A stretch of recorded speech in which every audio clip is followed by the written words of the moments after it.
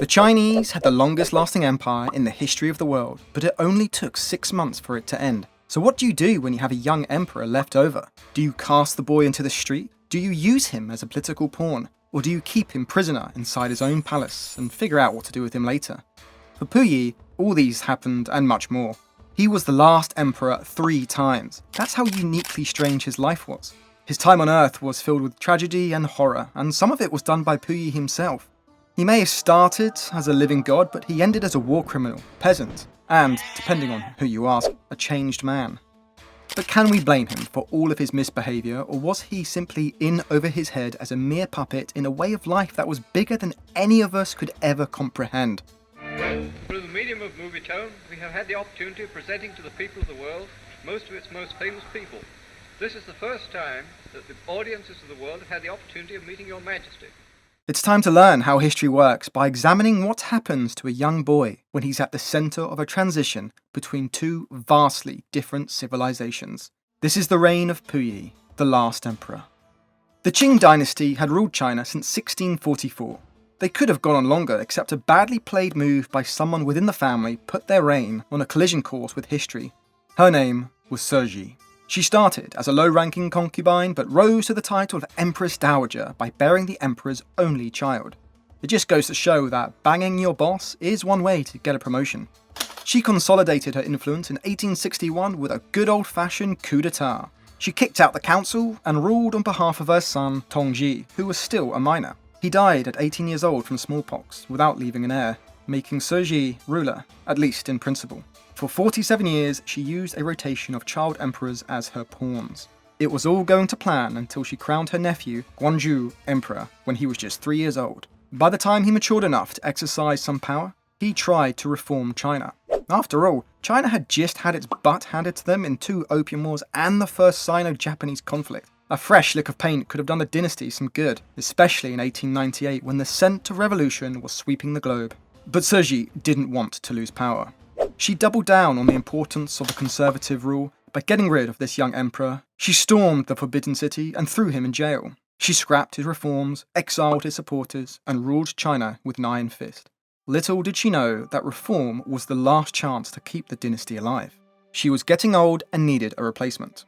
Unfortunately, there hadn't been a natural-born heir since the previous emperor died mysteriously from arsenic poisoning. She needed to vet some candidates. Enter 2-year-old Puyi. He shared the imperial bloodline, and his grandfather had been one of her close friends. So, guards were dispatched to seize the baby. Naturally, his parents were shocked at the sudden decision, but they knew they could do nothing. Cixi's men took Puyi and his wet nurse, then returned to the palace by dawn. Baby Puyi had a quick meet and greet with the 72-year-old empress before she promptly died the next morning. In just over 24 hours, the anonymous toddler had become head of state of the biggest empire in human history. Talk about pressure. The coronation was held on December 2nd, 1908, within the walls of the Forbidden City. The spectacle of the palace undergoing its traditional ceremony was too much for little Puyi, who reportedly burst into tears. But maybe he was crying because he knew that the final decision of Cixi had already set in motion the demise of the dynasty, which would open the doors to eras of bloodshed, death, and instability. More likely, he was just a baby who cries at things. As you can imagine, Puyi became spoilt. He was basically the early 20th century version of Richie Rich. He was pampered and entertained by eunuchs and palace mates all throughout his childhood. He never had to make his own bed or tie his own shoes or do anything really. He couldn't even take a dump without a room full of royal servants waiting on hand to pass along his stool for medical inspection. And forget about leaving the city, not that he'd want to when the palace was his playground. By the time he was 7 years old, Puyi had noticed how all these powerful people would kowtow to him. He figured out that he could get anything he wanted and do anything he pleased. So he took joy in making servants beat eunuchs for fun. One time, he prepared a piece of bread stuffed with iron fillings, knowing full well how fun it would be to watch a eunuch go through the pains of trying to eat it. His wet nurse talked him out of it though. In fact, his wet nurse, Wang, was the only person in the entire nation who had the slightest chance of making him change his mind. He must have respected her given that he suckled her teat until he was 8 years old. He got very angry when she was expelled from the city by Empress Dowager Lo Nu. Lonyu was the widow of the previous emperor and was one of Puyi's 5 symbolic mothers, whom he had to report to when he started his formal education in Confucianism. They decided Wang was no longer needed now that he'd been weaned, so they fired her. Puyi hated these so-called mothers. And without Wang, there was no one to temper his sadistic tendencies. He later wrote in his autobiography, "My cruelty and love of wielding power were already too firmly set for persuasion to have any effect on me." So it's all uphill from here then. By the time he was 10 years old, Puyi's brother had come to the city to study with him and be his playmate. Maybe you can forgive Puyi for believing that everything was fine outside the palace walls, because he hadn't realised he had lost power a few years earlier. You see, unrest had been building. Some people wanted the Han dynasty to return, while others wanted to live in a republic. Some nationalistic movements set off bombs, but the police took little action. After all, the Chinese Empire had lasted over 2,000 years, so there was no way this would come crumbling down just because a couple of nationalists were protesting, right? Wrong. By October 1911, the uprising from the imperialist army had developed into a full-blown revolution. In 2 months' time, 14 other provinces across China would rebel. Puyi was too young to fight back, so the responsibility fell onto his father, Prince Chun, who had been made a regent back when Suzhi scooped up Puyi. But he wasn't a leader or a fighter, so he turned to a man who was. Enter Yuan Shikai. Before he was forced into retirement, he had led the strongest force in the modernist army.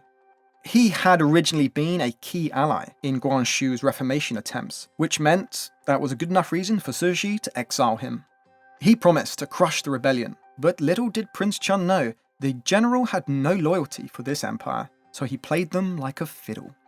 Shikai made a deal with the rebels that if he helped abdicate the throne, then he would be made president of the new republic. With the plan in place, he told the palace that victory was impossible unless they gave up power. In exchange, they would be allowed to stay in the Forbidden City and be funded, acting as mere figureheads. They would exist as symbols, not rulers. With no other option, and wanting to save their lives, they agreed. So it was that on the 12th of February 1912, just 4 years after Suzhi played her Game of Thrones, a stroke of a pen on a piece of paper officially ended the Qing dynasty and the entire history of China's imperial empire. Puyi was 6 when he was dethroned. The palace was now a prison. Well, a different type of prison from the one before. But Puyi would be made emperor again soon enough because the throne is tempting. Despite being made president of the Republic of China in 1912 and winning a democratic election in 1933, Yuan Shikai tried to install his own monarchy in 1915. Needless to say, people were not too happy about this new empire of China. 83 days later, he was forced to quit with a little bit of persuasion from a gun. A year after that, he was executed. Some argue that this makes Shikai the true last emperor, technically, at least for one moment. Not that anyone had time to split hairs, because without a central power to rule, China fell into what historians refer to as the Warlord Era. Sounds nice. It was complete anarchy. The country had become a blood-stained battleground. By now, Puyi had matured enough to comprehend the treachery of Shikai, but not even he could have predicted Jiang Jun, a warlord and Qing loyalist who had refused to cut his hair, the mark of submission to the imperial family. Zun stormed the capital, captured the palace, and stuck Puyi back on the throne. Puyi ruled as emperor for 11 days. Then Republican forces overwhelmed the loyalist defenders. Zun fled, the imperial court surrendered, and Puyi was once again stripped of power. But even as an emperor without an empire, he had his own problems to worry about. In 1919, the 13-year-old Puyi was given an English tutor, Reginald Johnston. Johnston was one of the very few foreigners ever permitted inside the Forbidden Palace, and he became a friend to the young monarch. His book, Twilight in the Forbidden City, gives a rare insight into what the last emperor was like behind closed doors. Spoiler alert, not that nice. When Puyi was 18, it was time to get married. He was shown some photographs of blushing brides and told to pick the one he liked the most. At first, he unknowingly chose a 12-year-old, so he quickly picked someone else and saved the minor to be his concubine. Gross. Puyi married Wan Rong in 1922. Their royal marriage made Charles and Diana look like Romeo and Juliet. It was tense, unloving, and sexless. Some say this was because Puyi had lost all sexual function from his time bedding maids as a young boy. Others wondered if he had caught a sexual disease from a eunuch, which rendered him infertile. Another theory asks whether Puyi was oriented towards partners of the same sex. In any case, no heir would be born, at least not from him. Wanrong was not fond of Puyi's mistreatment. Her husband was a bully and violent. They practically separated, taking up different residencies in different parts of the palace. They didn't see each other if they could help it, but when Puyi learned that his wife, the Empress, was bearing another man's child, his sadistic side stooped to new lows. Her affair with a guard could not be hidden, so she begged Puyi to either adopt the unborn baby as his own, or let the child grow up outside the palace walls. He agreed the latter, but that was a lie. The moment the baby, a little girl, was born, Puyi cast her into the palace boiler. By 1924, Puyi was kicked out of the palace for good. His tutor turned to the British embassy to help, but they weren't interested, and neither was anyone else. But he did find one place where his student could live safely. Puyi went to live in the Japanese-occupied city of Tianjin for 6 years, where he LARPed as an aristocrat. He spent his vast fortune on frivolous luxuries and excessive partying. But that all stopped when nationalist forces back home finally toppled the warlords and reunited his homeland. Japan knew that they needed a puppet ruler to lead their occupied territory, and Puyi wanted his empire back, so they struck a deal. When Japan annexed Manchuria, Puyi was picked to rule. The Qing dynasty had been ethnically Manchu, so he was the perfect candidate, even though he didn't have any real power. Across the Russian border, Puyi in a bulletproof car leads the ceremonial procession which marks his accession to the throne. Following the troubled years of contention between Japanese and Chinese in the Far East, Nonetheless, he was made Emperor of Manchukuo, making this the third and final time he would ever be in charge of an empire, even if it was a false empire, as racist and authoritarian as Manchukuo. This was a place where the Japanese executed 3,000 civilians as punishment for alleged sabotage. Then the Second Sino-Japanese War happens, and Manchukuo is ruined. After that, this theatre of war rolls into World War II, which did not end well for the Japanese. Sorry to spoil the ending. In 1945, the Soviets invade and the Red Army sweeps through the land. Puyi escapes for a moment, only to be thrown in a Serbian gulag for 10 years.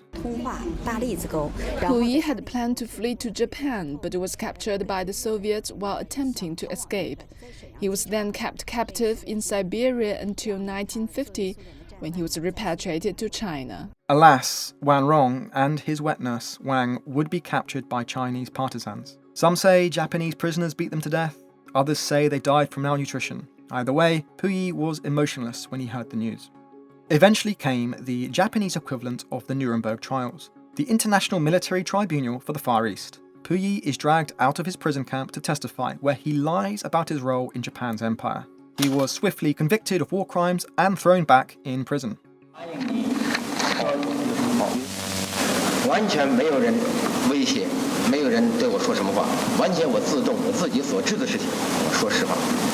Then, in China, Mao hit the big time. Eventually, the evil communist dictator demands that the Soviets hand over their war criminals, presumably to execute the former monarch, as had done the Russians and the French. Instead, Mao spared him. For propaganda reasons, he showed mercy and made Puyi a gardener in the botanical gardens of Beijing. Word soon spread that the old peasant man tending to the flowers was the last emperor of China. Tourists gathered silently to watch him prune leaves. Some say it was Mao's idea for Puyi to write his own autobiography, though no doubt the Chinese censorship explains why Puyi didn't criticize the Communist Party. Instead, Puyi focused on his own life. He expressed remorse for his treatment of others. He also comes off as happy and fulfilled now that he's allowed to tie his own shoes and make his own bed. According to his new wife, he was a charitable man who was at her beck and call whenever she was sick. One time, in a fit of rage, she threatened to divorce him. Puyi fell to his knees with tears in his eyes, begging for forgiveness. His rage did re-emerge on one occasion. He purchased a ticket to visit the Forbidden City, where he got into an argument with the staff because they were hanging the incorrect photo of his father, Prince Chun. Puyi died on October 17, 1967, of kidney cancer. Eventually, his ashes would be buried near the cemetery for the Western Qing tombs, the final resting place for the Imperial Empire, the Qing dynasty, and the last emperor of China. But how many of Puyi's actions were a result of his upbringing, his character, or the situations forced upon him? Could anyone else have done any different in his situation? If you can or cannot forgive him, then explain why in the comments. If you're interested in more ancient empires, then check out our video on the largest empires you never heard of. Leave a like if you want more biographies of historical oddballs, and share this with a fan of China's past. Be sure to subscribe too, because we'll be back with more videos all about how history works.